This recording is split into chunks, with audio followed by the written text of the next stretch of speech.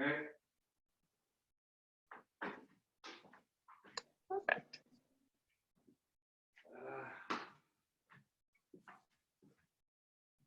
Excellent.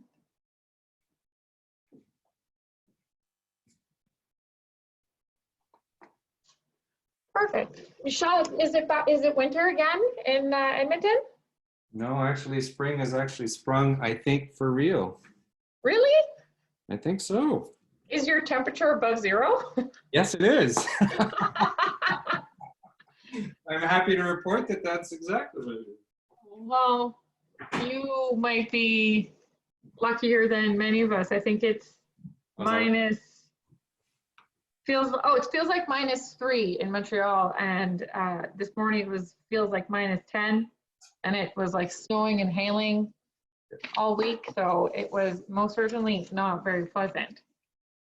Well, we've actually, since this week has been spectacular, and I think that I have a little bit of snow in my backyard, but that's about it. It'll be gone, I don't know, by the weekend.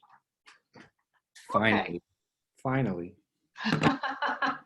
I woke up I think it was Tuesday. Yeah. Because I clearly don't know what day it is, and there was snow on my car, and I said, forget about it. Oh my God. Because we have a winter tire law in Quebec, right? Yes. So yeah. we're permitted to change our tires back on March 15th. Okay. But obviously that didn't happen. We always get a huge snowfall in March, which we did get. Yes. So most people don't. And then they closed all the garages. So I still have my winter tires on, and they'll probably be there for, for at least another 2-3 weeks. So see how it goes. So the garage is going to open to accommodate people to change their tires, or what?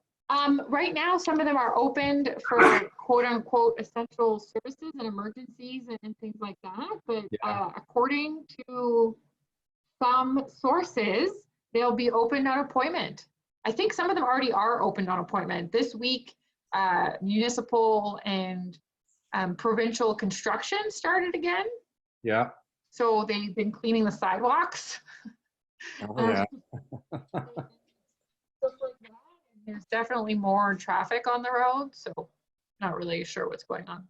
Yeah. And so we're about 2 minutes from the hour, so we'll give folks a chance to join, and as well, we'll get started right on time just to make sure that we can adhere to schedule. So sorry, you were going to say something before I paused. It's pothole season. Every season in Montreal is pothole season. Yeah, but the spring is especially bad. The only thing that we really kind of like about winter here is the snow will even out the roads for a small period of time. Oh my God, some things don't change. Well, that's it. And yes, and people were saying even during the height of the self-isolation and the quarantine, whatever you want to call it, that the roads should be repaired during these times because there was no one on them and it was literal ghost towns. It's the perfect time, yeah. That's what we all thought, but you know, but they're back in business now, and so residential construction and commercial construction, that's all kind of taken, is back in action. So I don't really know. We kind of just wait and see how it goes. Yeah. Yeah. Like there's that news, there's a newscast every day, right? There's the federal and the provincial ones. And so I'm going to admit that I just wait for people on Facebook to tell me what happened at this point.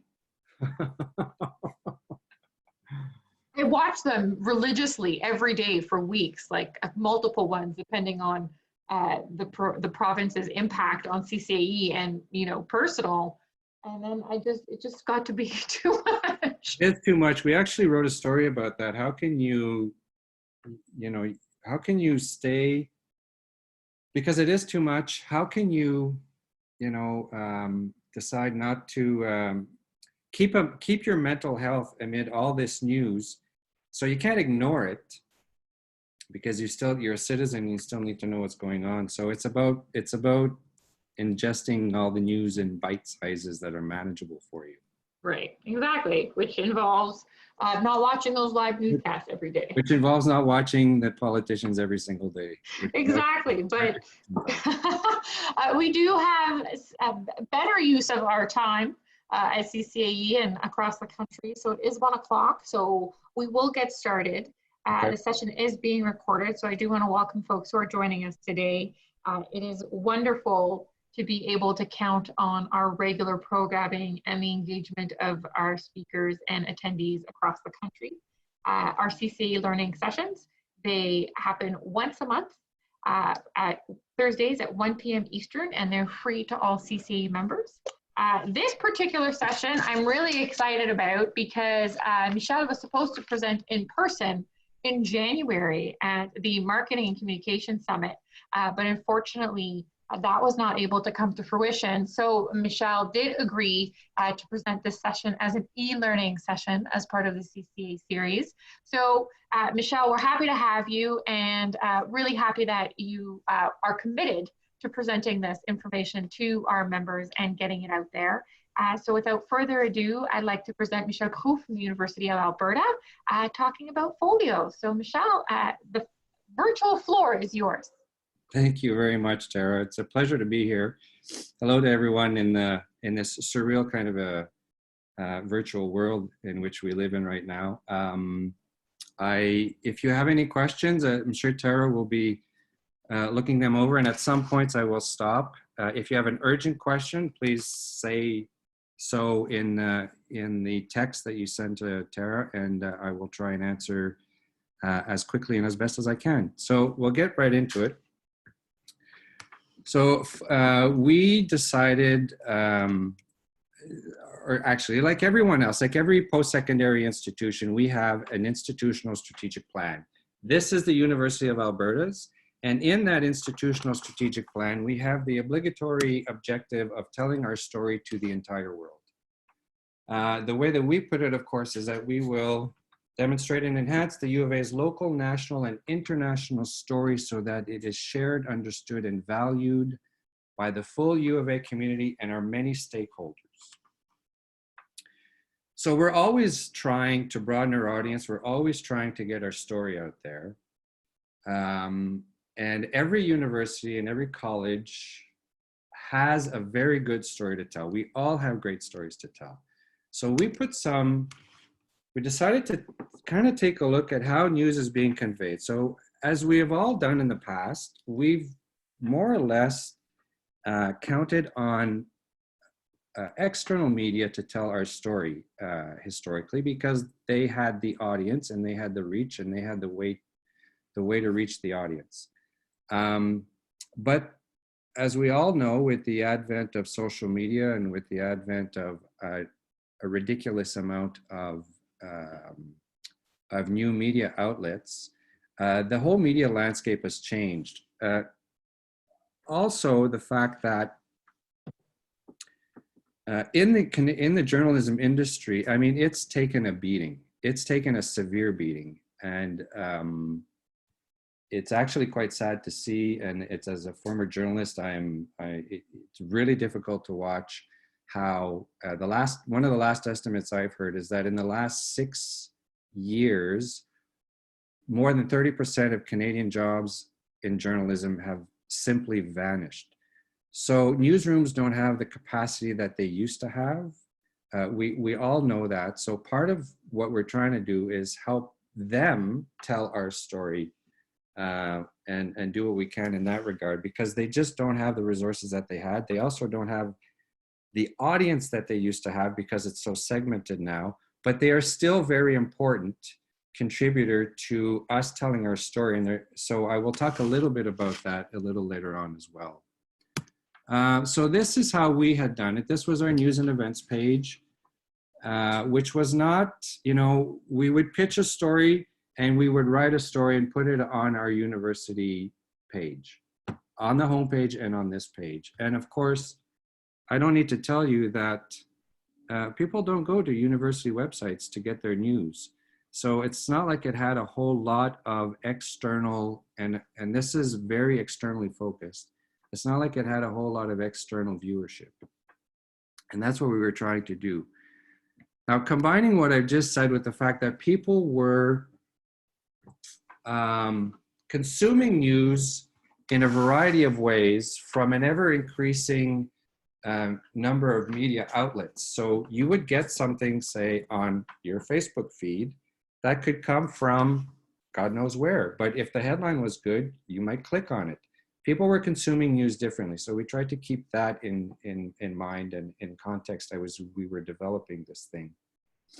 And so what we decided to do was we would adopt a brand journalism approach and create an online publication called folio.ca. The idea was to present our news in a similar way as any other news outlet. Now, a lot of comms shop in PSCs have former journalists like myself who were hired to tell stories and to pitch those stories to media and to get the word out there. But given that it's so easy to become your own media outlet, this is what we decided to do. We decided to basically become our own media outlet and try to, while using it as a media relations tool, also be a media outlet. So I started in September 2016, and it took a year before we launched Folio, but in that year, there's 2 decisions that we made right away. The first one is to write the overwhelming majority of our stories in a traditional classic print journalistic way, which is the inverted pyramid form of storytelling. Basically, you start with the conclusion. You start with whatever is most important. You start with your key message, the thing that you want to get across. So you start with the most important information. And this, what I'm showing right now, is from the Nielsen Norman Group. They are the gurus in web user usability studies.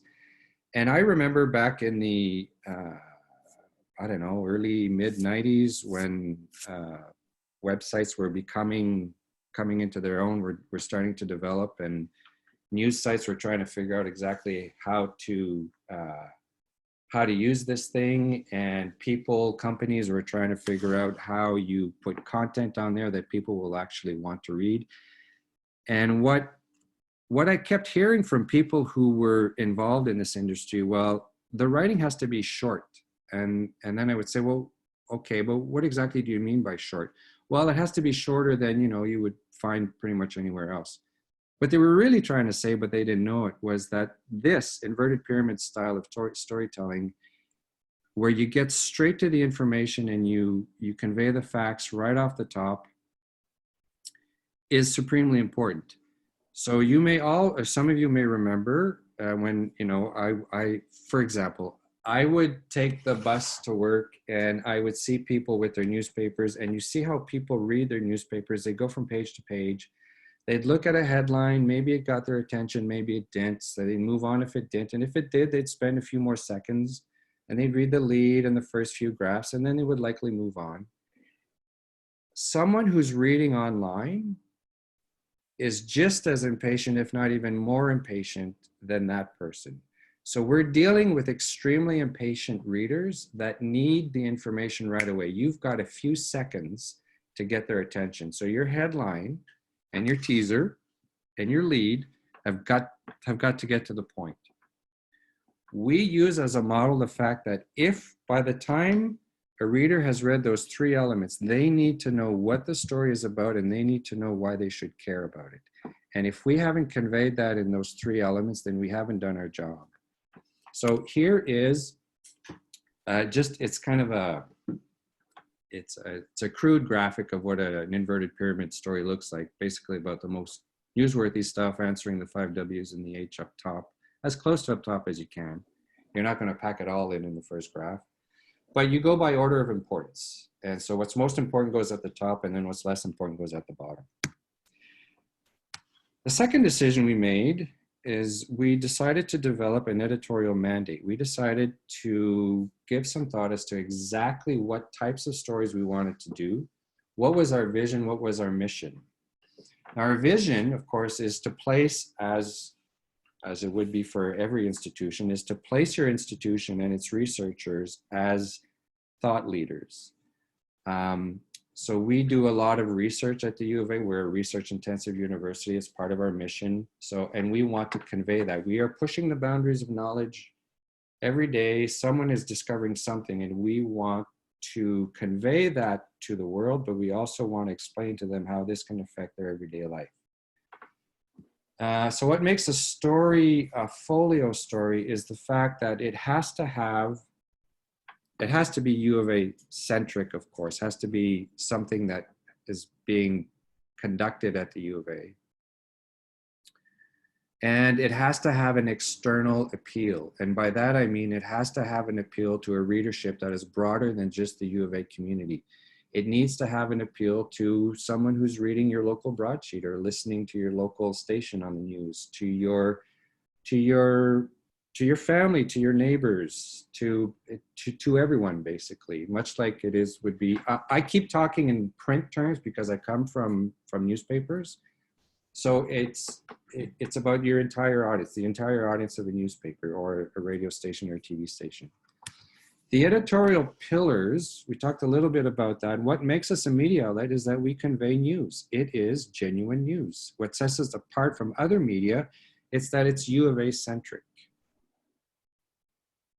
We don't write news that's not U of A related, obviously.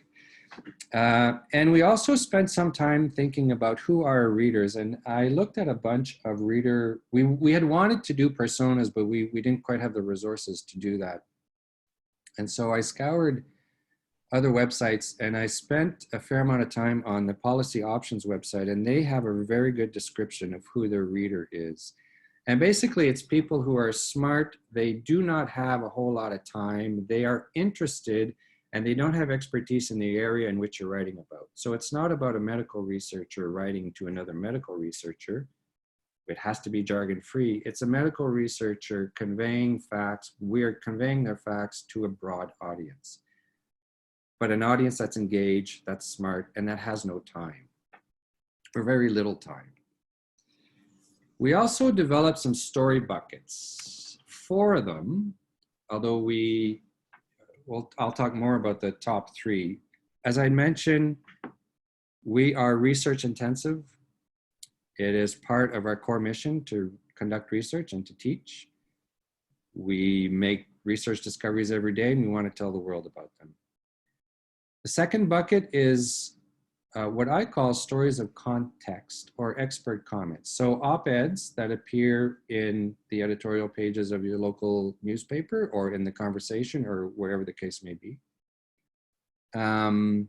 Opinion pieces basically, but steeped in their subject matter expertise.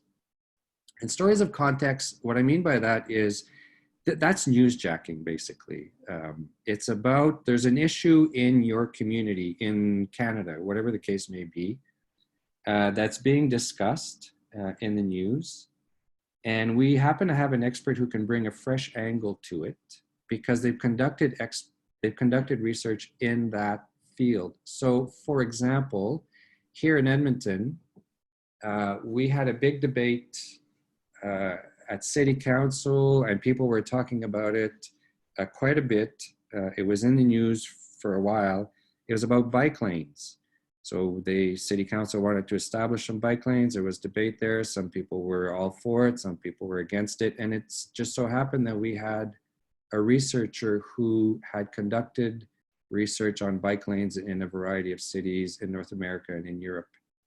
And so we talked to him and wrote up a story on he was able to put the whole debate into some context and talk about the advantages and disadvantages of those bike lanes. So it's trying to bring a fresh angle and maybe a bit of clarity on issues that are being discussed in the public domain. That's what I mean by stories of context. Service stories, good old-fashioned service stories that you often find in magazines these days. It's news you can use. Again, steeped in the research being conducted. We have researchers that, you know, they're experts in a particular area. And if we can apply that expertise to everyday living, then we do that. So for example, sunscreen, some people think that sunscreen causes cancer. So we talk to a dermatologist. Well, what's the scoop there? And our angle on it was, we're not going to try to convince you, because the jury is out on whether it causes cancer or not, or anything like that. But if you decide not to, these are some of the things you can do to protect yourself from the sun, because it is evidence-based fact that the sun can harm you. So those are the types of stories that we like to do with service stories. During COVID-19, of course, we've done a bunch of service stories about, well, so all of a sudden you find yourself at home, you've got your kids at home and they're doing their homework, and you can't really go out much. How do you cope? How do you manage the stress? How do you adapt? So we did a lot of stories around that. And we also have institutional stories. Now, when I say institutional stories, what I basically mean are those big funding stories, or those stories of exceptional students that we hear about, that do like amazing things that you would want to read about in your daily newspaper. We had one student who won Canada's biggest poetry prize, for example. So of course we wrote about him. What we don't do, however, is we don't, at the U of A anyways, because we are not, Advancement has its own communications team and its own communication vehicle. So we have an exceptional alumni magazine that they take care of, and they do a great job at it. So any stories of alumni goes in that area. We also, Folio doesn't do, say, things like award stories. So the Chemistry Association of Canada, the most promising chemist award type of thing, we don't do that stuff. Because honestly, not a whole lot of people actually care. We have, externally speaking, we have maybe people internally speaking, so that goes to our internal platform, which is called the Quad, those types of stories. And we used to get a lot of requests of, oh, I'm having this study and I need to get participants. Well, we don't do those stories either. And we don't do stories that are basically trying to get bums and seats to an event. That's a marketing issue. We're conveying news. We will cover an event if we think that, you know, people will really be interested in it and it's about a U of A researcher doing the event. But we don't do, for example, guest speakers coming in unless they're extremely high profile. And we do try to incorporate the student experience as much as possible in the stories that we do. So here is a month-by-month comparison of what happened before and after those two decisions were made, and we shifted our editorial focus. So the yellow line is before, when we would basically put stories up on the website, on the university website, and we didn't have, they weren't necessarily written in an inverted pyramid form, and we didn't have the focus that we had in our editorial mandate. So we had about 450,000 page views that year from the homepage. And just after having made those two decisions in our first year, without changing anything else, without launching a separate website, we went to 650,000. So it was a pretty good increase. It was about 45%, somewhere in that area, in readership. So we thought, okay, I think, you know, we may have something here. So what happened is that on September 5, 2017, we launched folio.ca. This is our brand journalism site. This was our first day. We decided to do stories on, well, it was the first day of school, so we talked about making the big transition, and we were very student focused on that day. However, we are not necessarily student focused in that way. They're not our main audience, and I'll show you some demographics about who our readership is in a minute. But on this day, that's how we launched. And this is also what the website looks like. And I've asked several people as we were building this thing, so when you look at the website, what do you think? And unanimously, actually, happily, they all said, oh, it looks like a news site, which is exactly what we wanted it to be. So for some people thought that was a good thing. Some people didn't think that was a good thing, but we thought it was a good thing because that's what we were trying to do.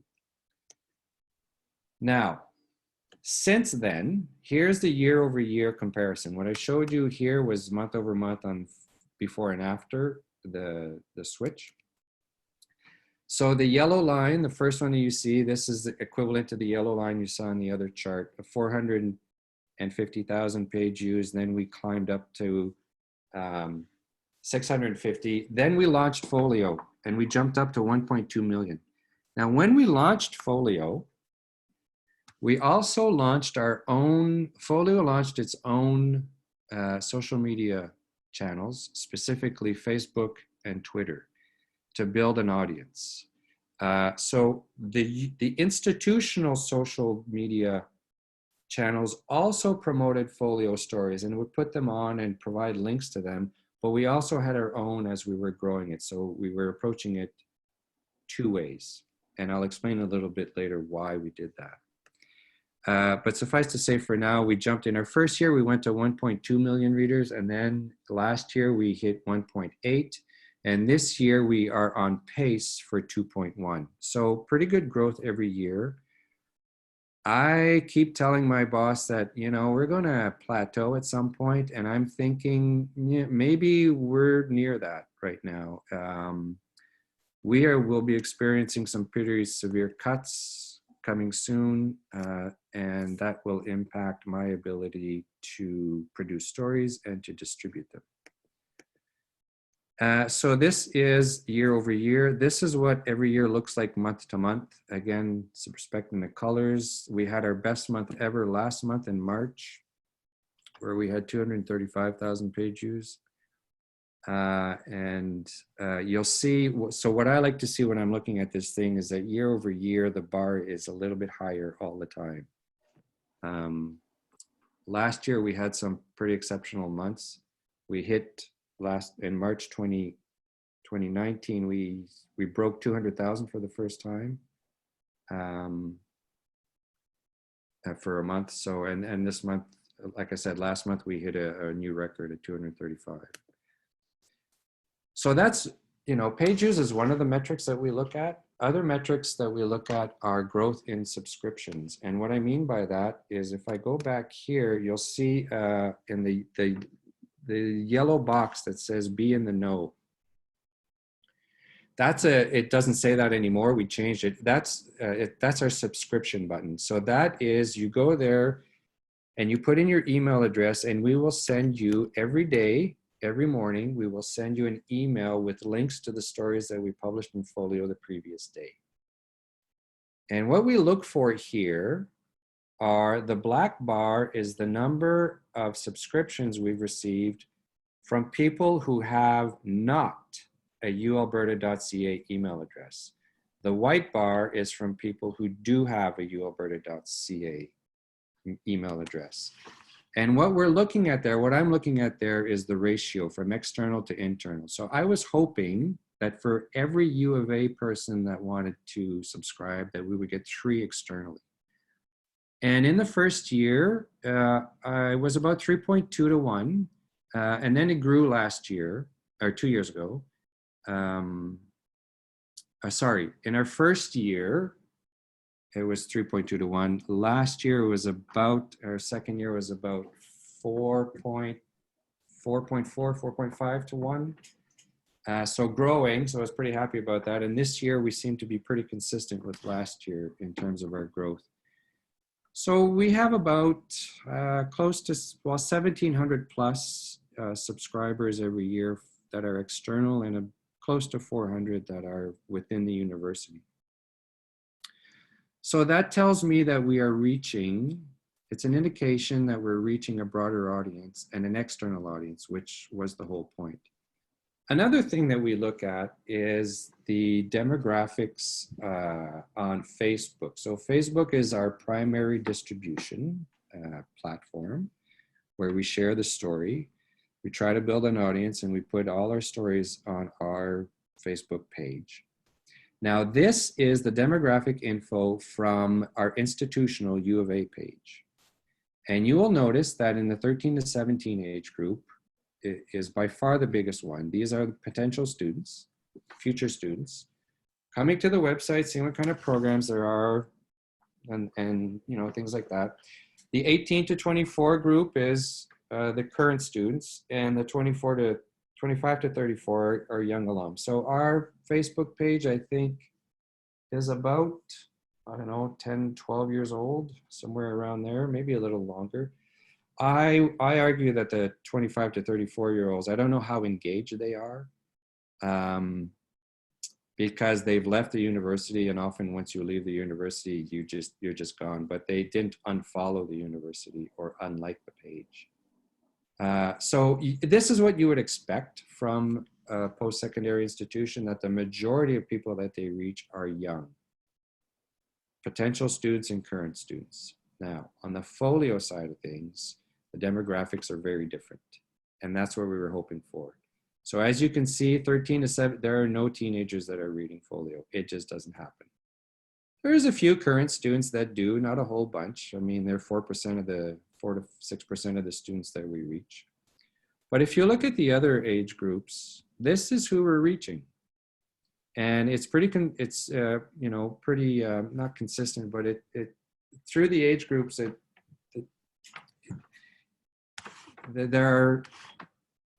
it's well balanced is what I'm trying to say. So we have people in there, which means that we're writing stories that speak to them, and that's what we're hoping to do.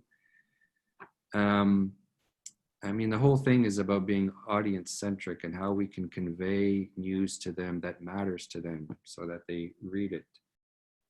So this is exactly what we were hoping to do. We were hoping to broaden the audience, which is very different from the U of A audience. We do especially well in the 55 plus age groups. We do write a whole lot of stuff about seniors, but they're also the ones on Facebook that are reading.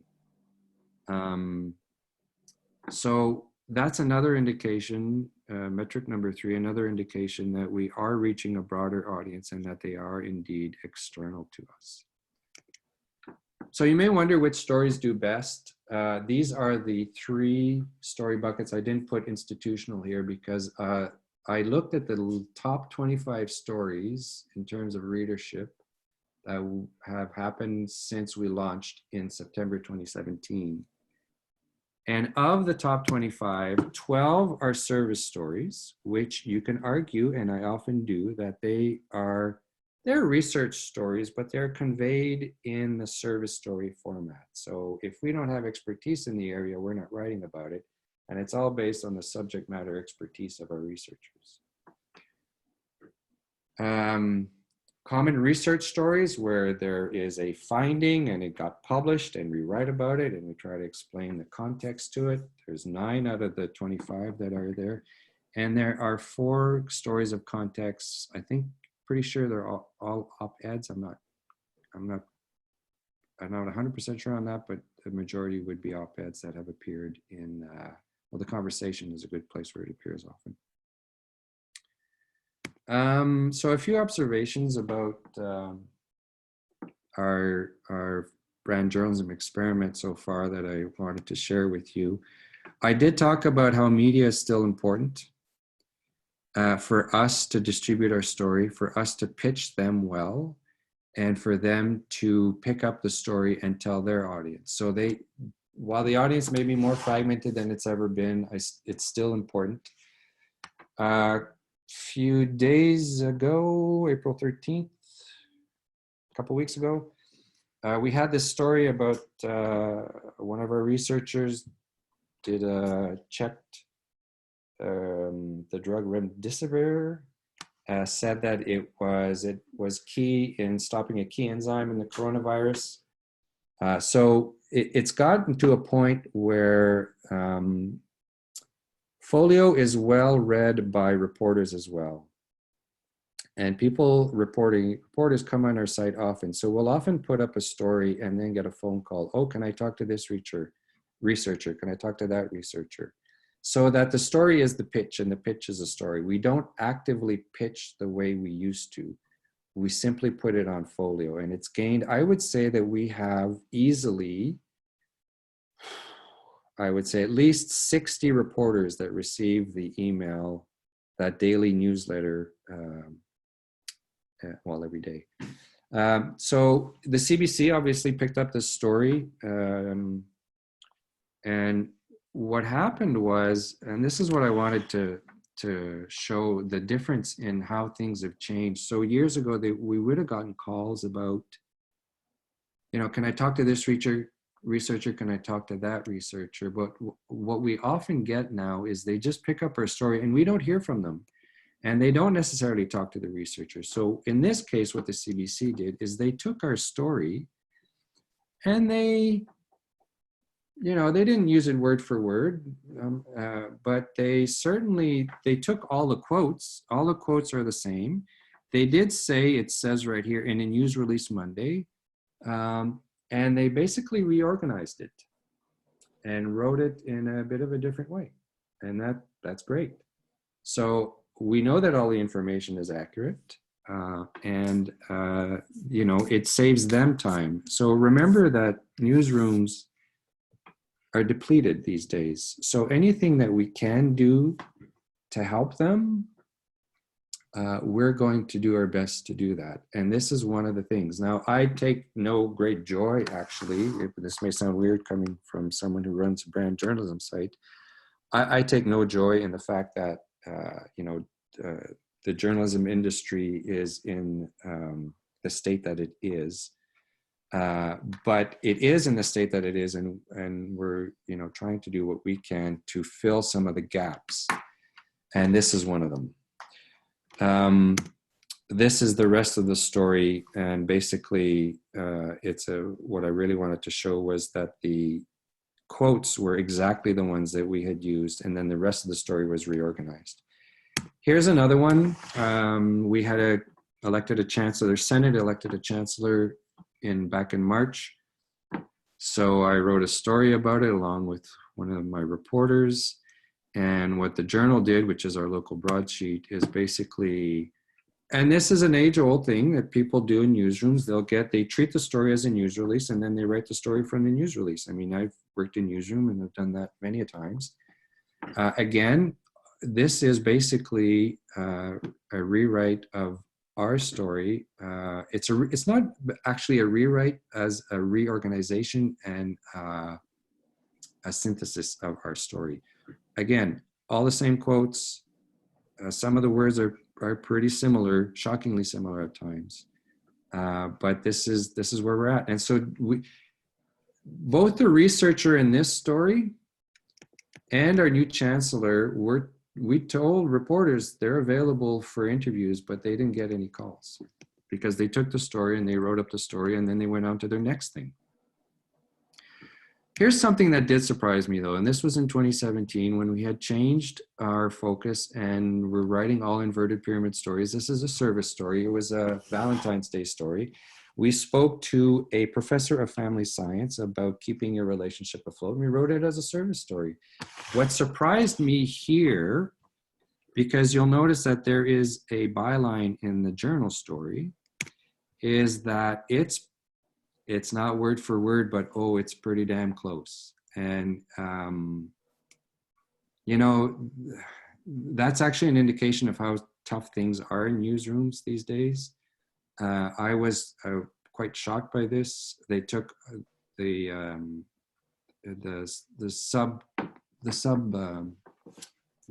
subheads are all the same, and there's a bit of rewording, but not very much.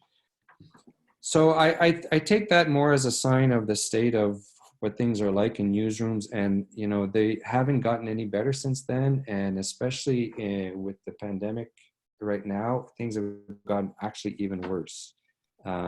So it's just something to keep in mind that our stories have to be of the quality that we want them to be in the newspapers. So the other thing that I talked about, the other thing that I said is media mentions still matter a great deal. it still matters to get your story in the Globe. It still matters to get your story in your local broadsheet. It still matters to get it on your local CBC station and other TV stations and on radio. So what has happened with us, even though we're not pitching actively the way we used to, this brand journalism strategy has increased our media mentions. So in 2016-17, we just started with, it's just about writing better stories, more focused stories. We had 43,000 media mentions. Last year, we had 71. So steady growth every year, about 65% overall in the 4 years that, almost 4 years that we've been doing this. So that is extremely important to us. And another indication, yet another metric that we are accomplishing what we set out to do. We were recognized by Google News as a news source. So it is very fun to see from time to time. Here you see Folio and the dinosaur story. And one of our dinosaur stories, we have quite the paleontology department. And when you're on the same page as BBC and the Smithsonian and our local broadsheet, the Edmonton Journal and National Geographic. So every once in a while that happens, and that's kind of cool to see. Here's another example. Claire Drake was a well-known, very well-known coach who tutored and mentored people like Ken Hitchcock and Mike Babcock, and he died a few years ago. So when you look him up just on Google, at one point they were doing top stories there. And so this is our, our local broadsheet, our local tabloid, and us. I did not talk about SEO yet, but SEO is, we are very aware of it. And when we write our headlines, we try to write them in a way that they are SEO friendly without giving up any of that journalistic integrity, if I may say. So we wrote a story about another service story. Can I still use prescription drugs after they expire? I think one of our researchers had conducted some research about it and published a paper, and we decided to write it up as a service story. So when a few hours, 9 hours after we published the story, if you went on Google, if I went on Google and went prescription drugs, this is what I got. So when you're you're there right with CNN and CBS News, even though it's a little bit different topic, doesn't matter. It's kind of cool to see that. And, different people go in journalism for different reasons. I went into it because it was, idealistic young person that I wanted to change the world. And I thought that journalism was the best way to do it and affect people's lives. So we did write a story. We just published a commentary piece. This is an op-ed from one of our researchers about unbefriended seniors or the forgotten population. The elderly in long-term care homes that have no family are forgotten because no one's advocating for them. And so some reader is sitting around with her friends. She said, I've decided to share this article with a few friends that I go to coffee and lunch with. We are all retired or semi-retired. Perhaps some of us can drop by the long-term care home in our area and ask if there are any residents needing some company. So I thought that was fantastic. Every once in a while you get these things where people on Facebook, and sometimes I get emails from people who were moved by some of our stories or who learned something and felt compelled to react. Some of it is negative for sure, but a lot of it is very positive. And it tells me that we're reaching people, and that's a good feeling. Our second most popular story ever is 4 common water rashes and what you can do about them. So for those of you not too familiar with Alberta, so I'm originally from Ontario, where there are beautiful lakes, but you come to Alberta, lakes, not as beautiful. And it's not uncommon every summer to get these stories in the media about swimmer's itch and so on and so forth. I don't know the science behind it all, but regardless. we wrote a story about 4 common water, and they're not water rashes. I kind of actually made a mistake there. They are skin rashes that you get from going in lakes, but we call them water rashes. And it just so happens that people search water rashes. So to this day, we still get, oh, I don't know, in the summer, well over a few thousand page views for that story that's 3 years old, because our story, when you Google water rashes, comes up as the first item. So that's a little bit what I mean by being SEO friendly. It's a straight up service story, but we hit SEO gold when we did that one, and it's still, people are still reading it, and will hopefully continue to read it because it will continue to be on top of the Google search. And every once in a while we get, you know, on Twitter we'll get something like this. So this is a health law researcher who wrote an op-ed that appeared in the conversation, and we, if it appears in the conversation, we will republish it. And I think it appeared in the conversation. I may be wrong about that. But anyways, he said that he was chuffed to see that we picked it up. Well, I was chuffed too. I didn't know what chuffed meant until I looked it up when he wrote this, but he was just very happy that we picked it up. And so that made me happy. So we did we wrote it about a year ago. So my former boss and I, the one who hired me to do this thing, we wrote a paper, a peer-reviewed paper, Folio, a case study in brand journalism, which appeared in the Journal of Education Advancement and Marketing. This is part of the abstract. It appeared winter 2019, so actually early 2020 is what that means. You need a subscription to get the paper. You need a subscription to the journal to get the paper. But if you're interested in it, you can see my email at the bottom here. You know, feel free to send me an email, and I'm happy to share that paper with you. I'm sure the journal won't be happy about that, but honestly, it goes into more detail about what I've just talked about for the last 40 plus minutes, into how, you know, the thinking behind it, how we sold it to senior leadership, and how, you know, more details of how we got the campus community to back it up and participate in it, and the change management plan that we had to develop and implement as we did this. So I'll leave you with this. This is an email that I got a few months after we started. There is, so Maurice Touga is an editor, was an editor. He's since moved on, but he's been a journalist for, I don't know, forever in Edmonton.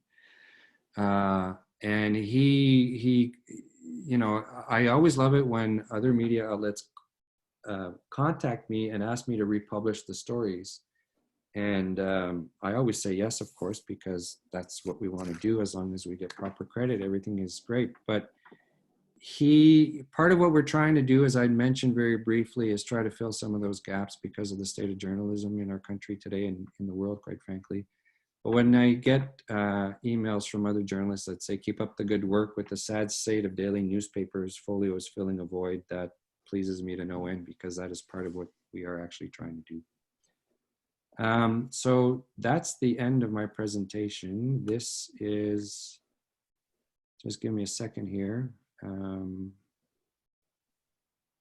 This is the Folio website today.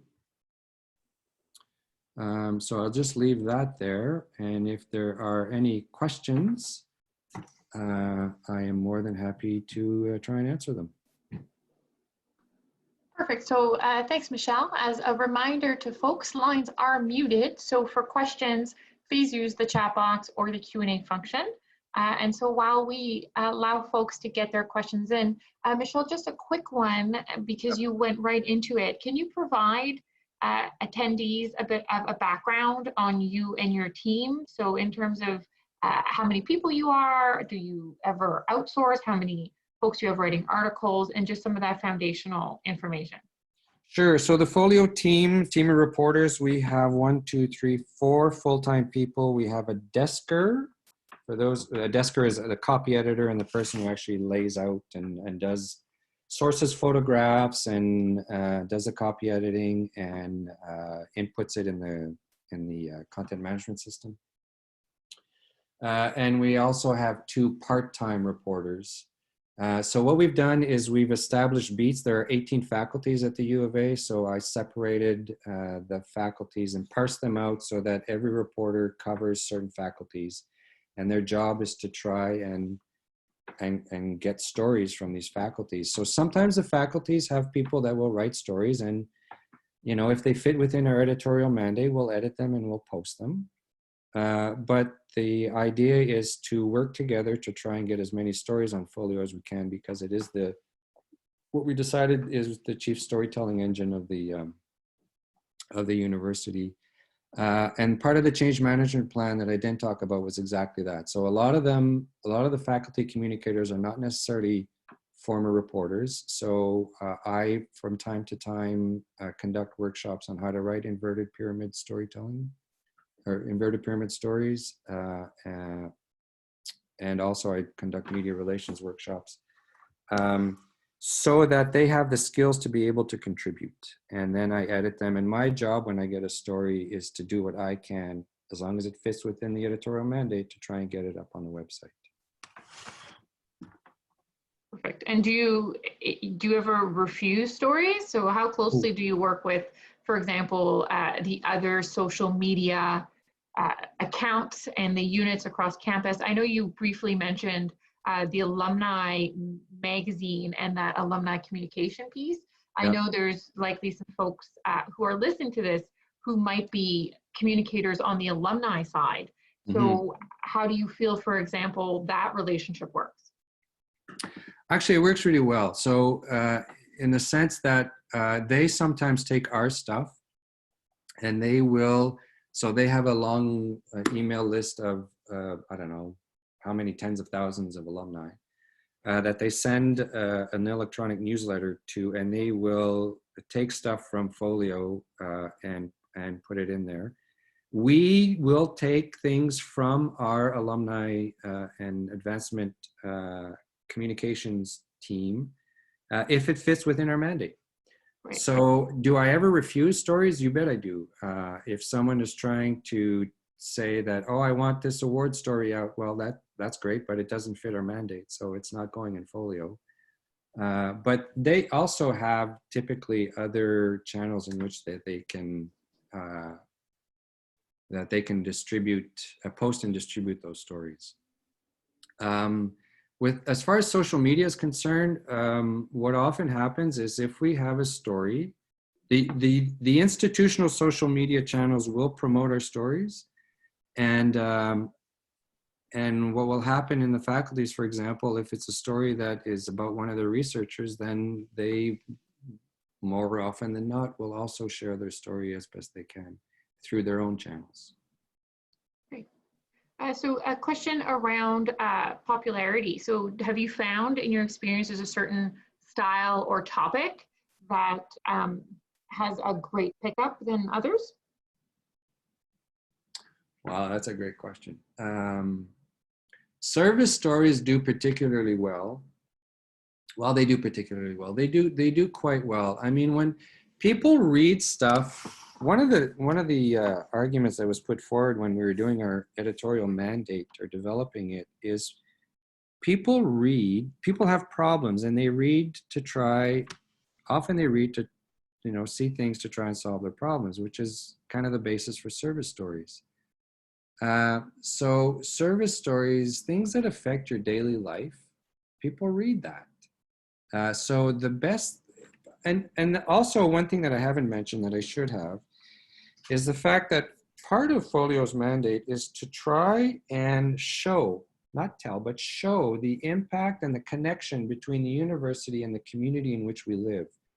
So we're not this isolated little ivory tower up on the bank of the river. We're actually a big part of the community, and we're part of the fabric of the community. And so any story that I can post that shows that, and service stories are part of that, we will do. So if it affects people's lives, they tend to read it. So service stories tend to do quite well. That's not to say that others don't either, but service, yeah, I mean, climate change stories do quite well. Food stories tend to do quite well as well. There are certain little pockets there that we know that they're going to do well. Surprisingly though, dinosaur stories don't do as well as we thought they would. Media tends to pick them up all the time, but they don't necessarily get well read, or maybe I just haven't found the way to connect with that audience. Perfect. So we're coming to the bottom of the hour. So just another moment if folks want to get their questions in. And so Michel, a big one for you. If folks would like to take a step in the folio direction without having an entire team, without having such a journalistic background, if they could only do one thing, what could it be in terms of changing or adapting the way they communicate to their communities of various nature?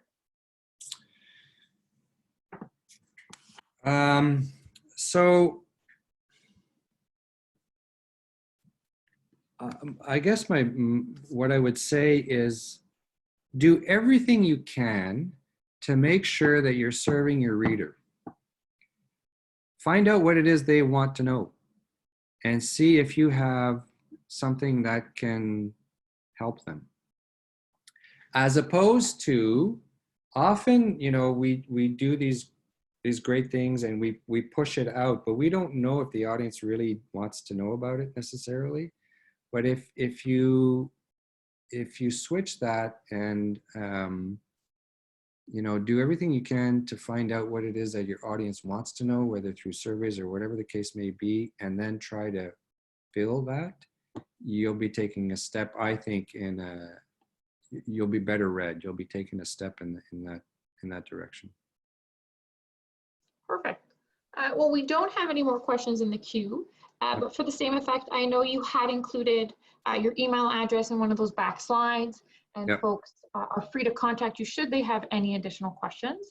I definitely want to take the opportunity to thank you for your time and sharing some of those great information pieces with us, including some of those stats, those benchmarks, and what you've been seeing as you've made some of these massive changes in the way that you communicate. So thank you very much for that.